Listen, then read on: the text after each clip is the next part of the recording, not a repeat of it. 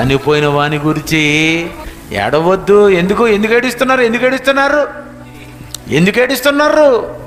అతడు సదుపాయములు, అచ్చట అన్ని సదుపాయాలు కలవు.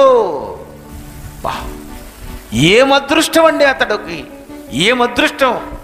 ఉంటే సువార్త చేయాలి, ఉంటే దేవుని కోసం ఇంకా తిరగాలి, ఉంటే ఎన్నో జరగాలి.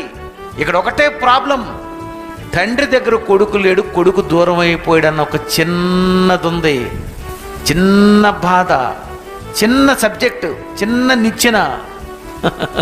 ఒకటే, జాబ్ అయితే లాభం. అతనికి ఏంటది? లాభం. మనకంటే ముందే కదండి వెళ్తారు. నేను ఎప్పుడు ఇదే చేస్తాను, దేవా శాలినికి, సుందరకి, నాకు, దీనికి పరలోకం ఇచ్చేయండి.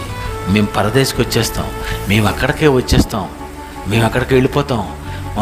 బ్రతికున్నాం అనుకోండి, ఎంత దూరమైనా వెళ్ళిపోతాం, ఎన్ని పనులైనా చేసేస్తాం, ఎన్ని ప్రసంగాలైనా చెప్పేస్తాను, బైబిల్ చదవమంటే చదివేస్తాను. ఏం చేయమంటారు? పడుకోనండి. మీరు బాగా పడుకుంటారు, అందుకే మీకు బొగ్గలు చక్కగా వచ్చి